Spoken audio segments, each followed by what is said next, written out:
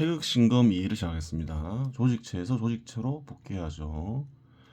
여기서의 조직체는 작업수단을 제공하고 대가를 얻는 조직체이죠. 대표적인 게 은행이겠죠. 위순환 형태의 출발점이 되는 조직체의 구성의 경우 제공하는 작업수단을 확보 내지 확보 가능하게 구성해야 하며 확보하고 있는 작업수단을 관리하는 기능을 수행할 수 있도록 조직체를 구성해야 합니다. 그렇죠. 작업수단을 확보할 수 있어야 되겠죠. 그래야 제공할 수 있는 것이죠. 확보하는 방법에는 여러 가지가 있을 수 있겠죠. 보겠습니다. 또한 지속적으로 발생하는 사용료 및 작업수단을 회수할 수 있도록 조직체를 구성해야 합니다. 그래요. 사용료 및 작업수단을 다시 회수할 수 없다면 작업수단을 제공할 수 있는 조직체는 생성될 수 없겠죠. 그 이외의 구성 방식은 다른 조직체와 동일합니다. 다른 개인이나 조직체에 제공하는 작업수단이 반드시 작업수단을 소유하고 있어야 한다는 법은 없습니다. 작업수단을 제공할 때 반드시 작업수단을 소유하고 있어야 되는 건 아니라는 거예요. 빌려서 제공할 수도 있겠죠. 은행은 그렇게 하죠.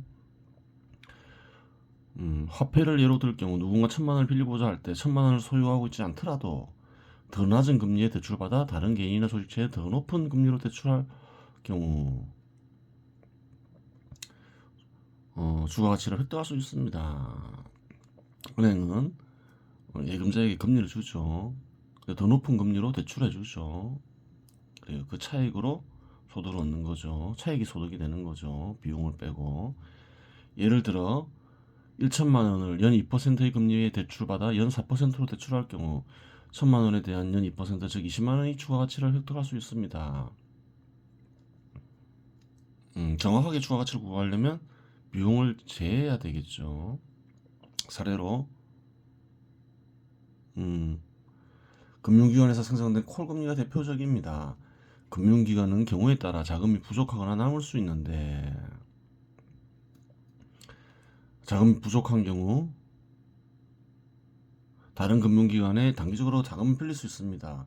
이때 적용되는 금리가 콜금리입니다. 은행은 그래요. 누군가가 출금을 원하면 출금을 해줘야 되죠. 근데 큰 금액이 출금이 되는데 확보하고 있는 현금이 없어요. 그래요. 근데 무조건 출금을 해줘야 되잖아요. 그럴 경우에는 다른 금융기관에 단기적으로 자금을 빌려서 제공한다. 그렇게 볼 수 있겠죠.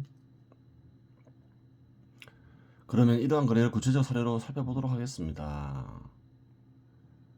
은행들을 보면 차입부채가 있고 예수부채가 있다는 거예요. 은행이라 해서 자금을 쌓아놓은 상태에서 차입을 하지 않는다는 게 아니에요.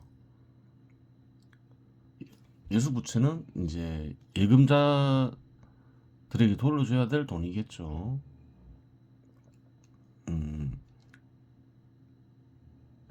예수부채는 247조가 되고 차입부채는 타 금융기관으로부터 빌린 돈이겠죠. 15조 된다는 거예요. 신한은행은 14조 가까이 되고 우리은행은 13조 가까이 되고 그렇습니다. 은행 역시 다른 금융기관으로부터 차입을 하기에 대차대조표의 차입부채라는 계정이 존재함을 확인할 수 있습니다. 이러한 차입은 주로 같은 은행들이나 중앙은행을 통해 이루어집니다.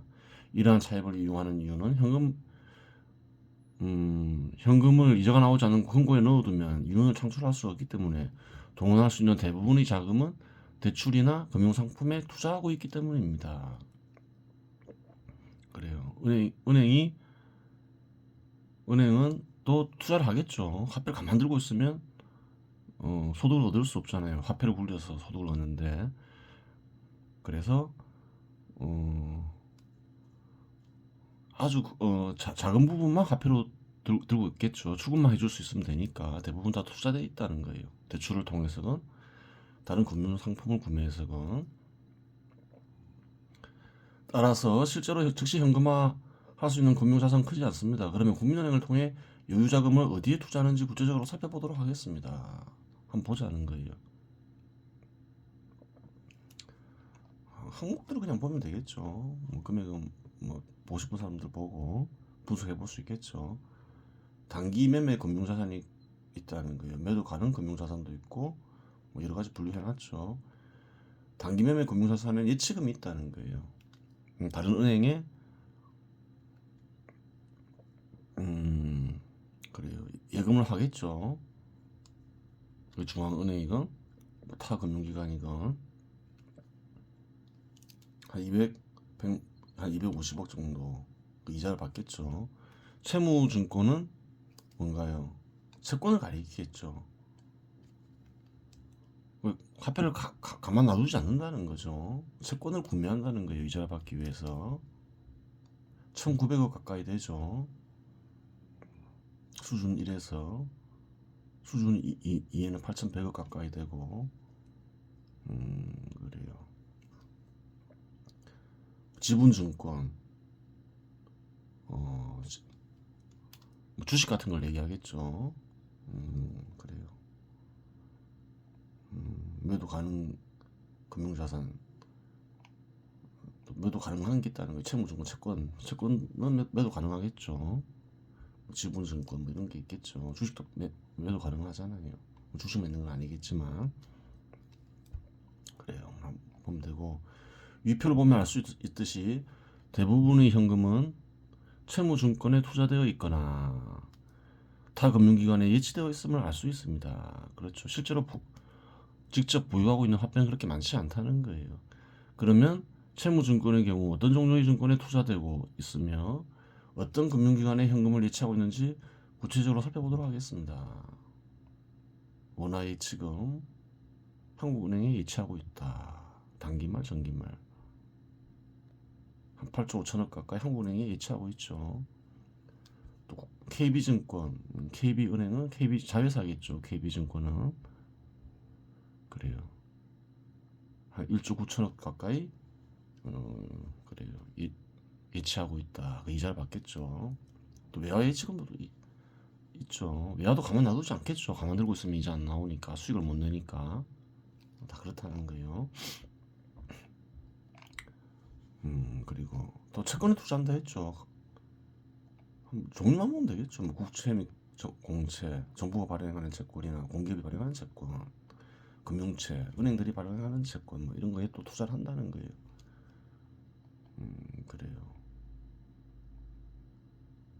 지분증권에 뭐가 있나요? 주식 있고 또 회사를 설립할 수 있겠죠. 출자금, 그래요. 수익증권 이런 게 있겠죠. 한번 살펴봤어요. 만기 보유 금융상품 다 투자하고 있다는 거예요. 국채 및 공채, 금융채 뭐 마찬가지죠. 예치금의 경우를 보면 알 수 있듯이 현금은 다른 금융기관, 특히 은행에 예치됨을 알 수 있습니다. 계열사인 KB증권에도 일부 예치하고 있음을 알 수 있는데 이는 통상적으로 증권사의 경우 예금의 성격을 띠는 상품의 경우 금리가 은행보다 높기 때문입니다. 수익을 내려고 애쓴다는 거예요. 눈치 없는 독자들의 경우 같은 은행에 현금을 맡길 바에야 직접 들고 있지 왜 맡기는가 하는 의문을 지닐 수 있습니다. 다른 은행에 왜 맡기나? 이자를 얻기 위해서죠. 자기가 들고 있으면 이자를 못 얻잖아요. 자신이 들고 있으면 이자가 발생하지 않지만 타은행에 현금을 예치함으로써 이자가 발생하고 이자는 이윤의 일부를 구성하기 때문입니다. 그렇죠. 타은행에 돈을 맡기고 이자를 획득한다는 말은 타은행에 대출을 해준다는 말과 동일한 말입니다. 단지 은행에 돈을 빌려준다는 말을 대출한다는 표현을 쓰지 않고 예금한다라고 라는 표현을 쓸 뿐입니다. 이러한 사정으로 은행 회계장부에서 예금은 부착목에 배치되는 것입니다. 그렇죠. 돌려줘야 되죠. 누군가가 예금을 하면 기업이건 개인이건 부채가 되겠죠. 빚이 되는 거죠. 즉 예금은 은행 입장에서는 갚아야 할 돈, 빌린 돈이라는 말입니다. 채무증서에는 국채 및 공채, 금융채, 기업 발행 채무증권, 자산담보부 채무증권이 존재합니다. 이러한 채권들은 정부나 공기업, 정부가 발행하는 거죠. 국채는 정부채라고 하는 게 더 정확한 표현이겠죠. 정부나 공기업, 금융기관, 기업이 발행하는 것들인데 금융기관을 매개하지 않고 자금을 직접 조달하기 위해서 발행한 것입니다.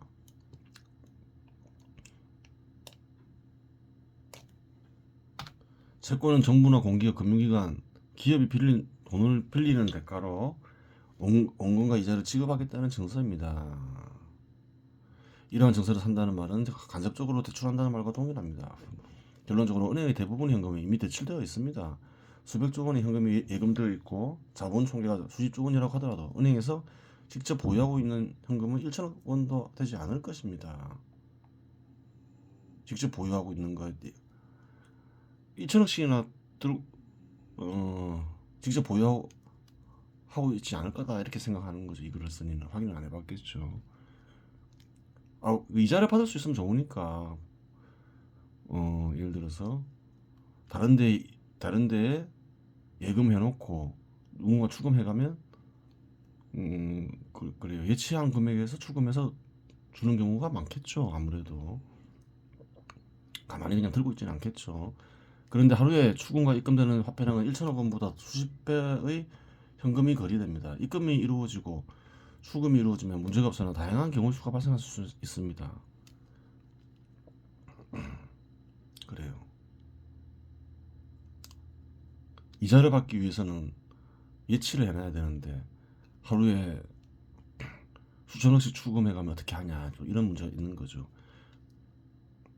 따라서 이러한 문제를 해결할 방책이 필요합니다. 이는 국가들이 금융체계를 이용하면 쉽게 해결할 수 있습니다. 한국의 경우 수십 입출금 상품에는 하루를 넘기면 이자가 발생하며 자유롭게 입출금이 가능한 상품들이 있습니다. 하루를 넘기기만 하면 하루 이자가 붙는다는 거예요. 중간에는 수금돼 있더라도. 그럴 경우 오전에 타금융기관에서 추금을 합니다. 그렇죠. 타금융기관에서 출금을 하고 오후에 다시 입금을 하면 어떻게 되나요? 하루를 넘기니까 이자를 받게 되는 거죠. 그리고 하루가 마감되는 시점에서 출금하고 남은 현금과 입금된 현금을 합쳐 타 금융기관에 예치하면 이자를 획득하는데 이상이 발생하지 않게 됩니다. 그렇죠. 일종의 편법이죠. 이로써 약간의 모순은 모두 해결되었습니다. 이러한 금융체가 잘 갖추어진 국가일수록 금융기관이 직접 보유하는 현금은 작아진다는 결론에 도달합니다. 그런데 사적 영역에 투입된 대출된 자금의 용도를 검토해 볼 필요가 있습니다. 대출 자금은 결국 작업수단과 생존수단의 구매에 사용됩니다. 모든 작업수단과 생존수단 그리고 소득은 자본에서 비롯됩니다. 금융기관에서 획득하는 이자는 전체 사회소득의 일부입니다. 따라서 소득을 창출하는 자본의 이상이 없다면 금융기관이 이자를 획득하는 데 이상이 없습니다. 반면에 자본의 이상이 발생해 사회 전체 소득에 이상이 발생하면 금융기관에 이상이 발생할 수 있습니다. 그래요. 따라서 금융기관에서 발생하는 이상은 모두 자본에서 비롯된 것입니다. 또 한 가지 딸린 이치가 있습니다. 금융기관이 대부분 자금은 대출되어 있습니다.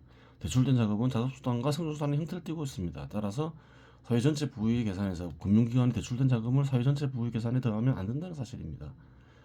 만일 그러면 사회 전체 부는 부풀려질 수밖에 없습니다. 그렇게 되는 거죠.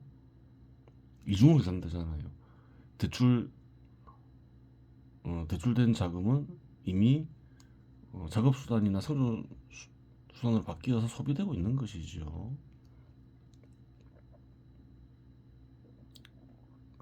그래요. 소비되고 있는 것이 가치가 있는데 거기에 또 대출된 자금을 더해버리면 이중 계산이 되잖아요. 그래요. 정확하게 알 수가 없게 되는 거죠. 자산 상태를. 화폐가 아닌 다른 작업수단 역시 이와 같은 거래가 형식의 차이는 다소 존재하더라도 불가능한 것은 아니라고 보이나 자료 수집을 충분히 하지 않아 구체적으로 어떻게 전개되고 있는지는 관심 있는 자들이 별도로 알아보아야 할 것입니다. 하지만 간단한 형태 정도는 어느 정도 가능합니다. 그래요. 이 부분은 그래요. 다음에 살펴보도록 하죠.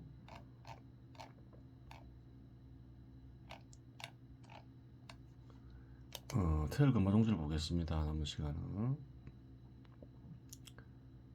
비대주천 이하, 이것이 대주천이 아니겠는가? 크게 하늘을 도는 것이 아니겠는가? 그 전에 무슨 말이 있었는지 알아봐야 되겠죠. 용어교구, 감리교구는 설명했죠. 용어교구를 하게 되면, 즉 어떤가는 신과 혼백이 합쳐지고, 그리고 또 어떤가는 신의 마음과 혼백의 마음이 합쳐질 수 있겠죠. 그러면 감리교구가 되는 거죠. 다 합쳐지면. 그리고 이러한 상태 하늘을 도는 일을 계속 하다 보면 어떻게 되나요? 항상 합쳐진 상태가 되겠죠. 그러한 경우가 대주천이 되는 거예요. 결합되었다, 분리되었다 이러면 그것은 소주천이라 하겠죠. 그 결합되고 분리되는 그럼 어느 게 더 중요하냐? 소주천이 돼야지 대주천이 되겠죠. 자꾸 결합하고 분리하다 보면 어느 순간 완전히 합쳐져 있는 상태가 지속되겠죠. 그래요. 한번 보겠습니다. 차중 화후 이 중에 있는 불의 상태는 불의 기운은 불의 상태는 불이 변하는 이렇게 번역할 수 있겠죠. 불이라는 거는 상징적인 표현이죠. 저번에 얼이라고 얘기했죠. 영혼에서는 영, 혼백에서는 혼. 실실유대소 부동 하나하나 크고 작음에 있어 동일하지 아니하다. 하늘을 도는 가운데 크기가 변한다는 거예요. 커졌다 작아졌다. 구경 무대소 하별. 그런데 궁극에 가서는 크고 작음의 구별할 수 없게 된다. 무슨 말이냐? 크고 작은 밑에 해놓고 분리됐다 결합할 때는 어떤가요? 결합되는 과정에서 얼이 커지겠죠. 또 분리될 때는 작아지고. 근데 구별이 없어지는 경우는 어떤 경우인가요? 결국 가서는 궁극에 가서는 완전히 합쳐져서 분리되지 않으면 더 이상 크고 작음이 없어지겠죠. 어떤 가는 신과 같은 상태가 되고 항상 결합되어 있으니까 어떤 가는 신은 얼 그 자체니까 그렇게 되는 거예요. 득도 공부자양. 그래요. 익히는 일이 익히는 일로 번역할 수 있겠죠. 절로 이루어지는 경지에 도달하면 부지감리위 하물 강견이 리견이 관계의 상태니 리의 상태가 도대체 무엇인가?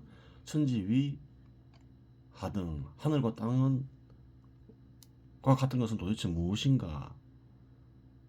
그러니까 다 상징적 표현이죠. 다 설명했죠. 인간의 마음이나 어떤 간 신의 마음이 어떻게 구별되는가? 이런 거죠. 구별이 안 된다 이 말이죠. 궁극에 가서는 하나가 돼버렸으니까. 수위교 그래요. 합쳐진다는 것이 무엇을 가리키는지 수기 일주 양주 한 번 돌고 두 번 돈다는 게 무엇을 가리키는지 그래요. 굳이 알 수 없게가 된다. 그 얘기죠. 구별이 불가능해진다 이 말이죠. 알 수 없다 이 말이 아니라 완전히 합쳐졌으니까. 하처 멱대소지 분별야. 어찌 크고 작음의 분별을 찾을 수 있겠는가 이 말이죠. 크고 작음을 이제 감지할 수 없는 경지까지 이른다는 거예요. 분리가 안 되니까. 총지 일신 선움. 통틀어 총 한 몸이 선운 돌면서 움직인다는 것은 주천을 가리키죠. 주천은 참 무슨 얘기했죠. 수견 득 극대 역소. 비록 지극히 큰 것을 보더라도 그것은 작은 것이다. 이게 무슨 말이냐? 혼백이 어떤가는 신과 합쳐져서 큰 것을 봤다고 하더라도 그것은 그냥 작은 것을 따릅니다. 어떤가는 신의 입장에서는 그것을 알게 된다는 거예요. 대주천이 이루어지면. 그래요. 약 1회성. 만일 한 바퀴 돌게 되면 천지 만물, 하늘과 땅과 모든 만물이 실여지회성 함께 돌게 된다. 이게 무슨 말이냐? 이 세상이건 저 세상은 모든 세상은 어떤가는 신에게서 비롯되었겠죠. 어떤가는 신의 뜻에 따라 이루어지기에 어떤가는 신을 중심으로 돈다 이렇게 이제 비유적으로 표현하는 표현하는 거죠. 뭐 어떤가는 신과 하나가 됐으니 어떻게 되나요? 어떤가는 모든 만물과 천지가 함께 돈다 이렇게 얘기할 수 있는 거예요. 비유적 표현이죠. 즉제방촌처, 즉 한 촌밖에 안 되는 곳에서 마음을 관찰한다 했죠. 마음은 눈앞에 있는 것처럼 보이죠. 한 촌밖에 안 되는 그 내관하고 있다 이 말이죠. 여기 극대 그래 그래요. 한 촌밖에 안 되는 곳에 있지만 지극히 커진다. 어떤가는 신과 같아져 모든 세상이 어떤가 뭐 마음에 드러나니까 이제 그런 말을 할 수 있다 이렇게 되는 거예요. 금단화우 황금으로 이루어진 단어의 화의 변화는 화의 상태는 다 상징적 표현이죠. 금단은 황금꽃과 같은 말이죠. 어떤가는 신의 마음에 거듭난 불의 변화는 얼의 변화는 이 말이죠. 요기 자연 절로 돌아가는 것이 중요하다. 중요하다. 부자연 절로 이루어지지 않는다면 천지자 환천강 천지는 각각 천지로 돌아간다. 하늘은 하늘로 돌아가고 땅은 땅으로 돌아가고 제각각 돌게 된다. 합쳐지지 않는다. 어떤가는 신의 마음에 거듭나지 않는다. 이 말을 이제 그런 식으로 표현하는 거죠. 만물각기 만물은 각각의 만물로 돌아간다. 마찬가지 뜻이 간직되어 있는 거죠. 욕강지사명 억지로 합치고자 한다면 억지로 어떤가는 신과 합쳐지고 어떤가는 신의 마음과 인간의 마음을 합치려고 한다면 그 말이죠. 종불능합 결국은 합칠 수 없게 된다. 아무것도 이루어지지 않는다 이 말이죠. 즉 여천시항한 이와 억지로 하려고 하는 상태는 어떤 상태냐. 천시가 지극히 가문 것과 같아서 음양불화 음과 양이 합쳐지지 않는다. 가뭄에는 이제 땅은 어떤가요? 식물 자랄 수 있는 땅은 물기가 없으면 가물죠. 근데 물기가 있으면 그래요. 식물들이 자랄 수가 있는 거예요. 음양이 그것이 이제 그것에 비유하는 거죠. 합쳐져 있어야 한다 항상. 그래요. 건곤 미상 일일 부주 하늘과 땅은 하루에 돌지 않는 일이 없지만 천문을 보면 그렇죠. 해가 뜨고 지고 뭐 계속 그렇죠. 별도 한 바퀴씩 돌고 항상 돈다는 거예요. 매일. 연종견 두유다소 부자연처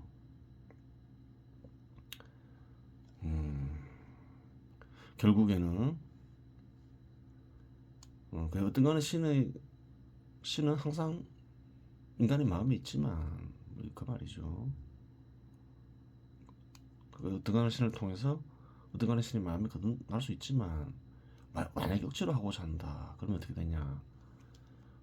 다소가 있는 자연스럽지 못한 곳에 떨어지게 된다. 그렇게 된다 이 말이죠. 어떤 거는 신의 마음에 거듭나지 못하고 집착으로 가득한 헤아릴 수 없는 많은 인간들이 마음에 떨어진다 그 말이죠. 안 좋은 세상에 떨어진다 그렇게 이해하고 있는 거예요. 참 뜻을 보겠습니다. 그대들이 넉스작용을 거치고 어리작용을 일으킬 수 있는 단계에 이르면 능히 어떤가는 신과 합쳐질 수 있고 어떤가는 신의 마음에 거듭날 수 있을 것이다. 하지만 완전하지 않기에 결국 다시 어떤가는 신과 분리되어 집착으로 가득 찬 인간의 마음으로 되돌아가게 될 것이다. 하여간 분리되더라도 어떤가는 신과 합쳐지고 어떤가는 신의 마음에 거듭난 일은 사실이기에 이를 가리켜 작게 하늘을 돌았다라고 말할 수 있다. 그래요. 그대가 넉스작용을 거치고 어리작용을 일으키는 일을 장기간 하다 보면 어느 순간 어리작용이 일어나는 경지에 이르게 된다. 항상 어리작용이 일어나는 경지에 이르게 된다. 그리 되면 더 이상 어떤가는 신과 분리되는 경우라는 없다. 항상 어떤가는 신의 마음에서 어떤가는 신이 강림하여 어떤가는 신과 같은 상태가 된다. 이를 가리켜 크게 하늘을 돌았다라고 말할 수 있는 것이다. 말할 수 있다. 대주천, 소주천.